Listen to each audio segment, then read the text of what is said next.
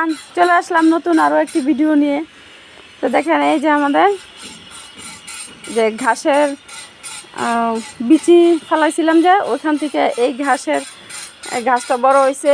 তারপর আবার দেখেন এখন এই বড় গাছটা থেকে এখন আমরা আবার এই বিচিগুলো কাটতেছি। ফুল হয়েছিল, ফুল থেকে এরকম বিচি হয়েছে। তো এই ঘাসটা এখন মানে পরিপক্ক হয়েছে। তো এখন আমরা এটা কেটে ফেলবো, তারপর রৌদ্র শুকাবো। তারপর এই বিচিগুলো আবার ফালাই দিব, তখন আবার ঘাস হইব। এই হচ্ছে ব্যাপার। অনেকগুলো পর্যায়ক্রমে অনেকবার কিন্তু আমরা এই ঘাস কাটলাম। তারপরে যে এখন এগুলো এগুলো কাটবেন না, ও এগুলো আরেকটু পাকলে তারপর এই যে এখানে দেখেন এই যে বিচিগুলো কেমন কালো কালো হয়েছে না, এখন কালো কালো হয়ে গেছে। তার মানে বিচিগুলা পাকছে। এই যে দেখেন এই বিচিগুলা পাকছে। এখন এগুলাকে আমরা কেটে ফেললাম। ওই যে ওখানে আরেকটা পড়ে যেতেছে, তো এই যে পড়ে যেতেছে। এখন এই বিচিগুলো আমরা, এটা কি প্রথমে এরকম ছিল না, এটা অন্য গাছ। মারা গাছ, এটা অন্য গাছ। এটা অন্য গাছ। আর এগুলো কিছু বিচি জাম্বু গাছ।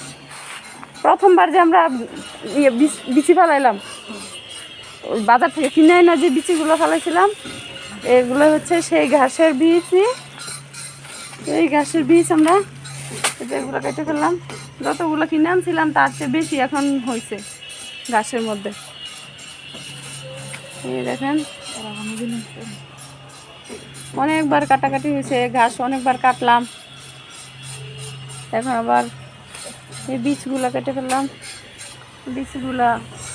বীজগুলা রোদ্রে শুকাইতে দিব। রোদ্রে শুকানোর পর ভালোভাবে শুকানো হইলে তারপর আবার বীজগুলো ফেলাই দিব, তখন আবার ঘাস হইব। আবার ঘাস হইব। এখানে যা আছে মোটামুটি আধা কেজির সমান বীজ হয়ে যাবে। আধা কেজি বীজ তো খারাপ না, অনেকগুলো ঘাস হইব। চতুর্দিকে এরকম বীজ ভরে গেছে, কেটে ফেলে পুরা গেছে অনেক বেশি। হ্যাঁ, এটা একদম পুরো বেশি পেকে গেছে। এটা বেশি পেকে গেছে। এই যে দেখেন এদিক দিয়ে বীজগুলো পড়ে গেছে,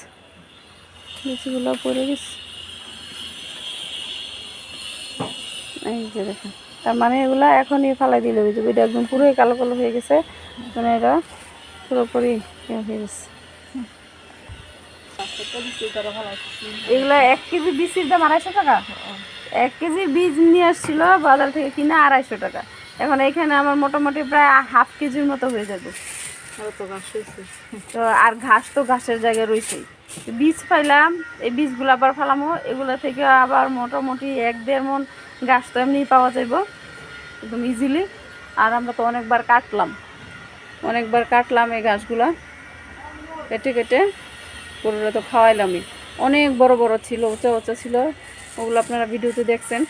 তো এখন আবার এগুলো মোটামুটি এই সাইজের আছে।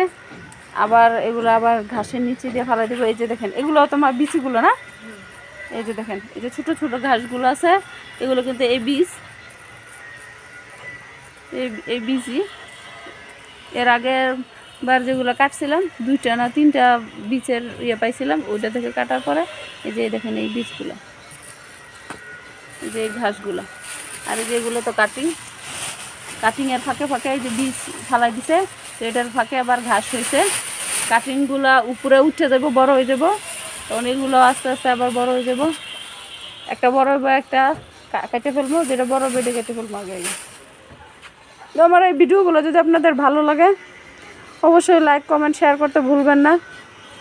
আর গ্রামীণ জীবন ইউটিউব চ্যানেলটি সাবস্ক্রাইব করে দিবেন, গ্রামীণ জীবনের পাশে থাকবেন।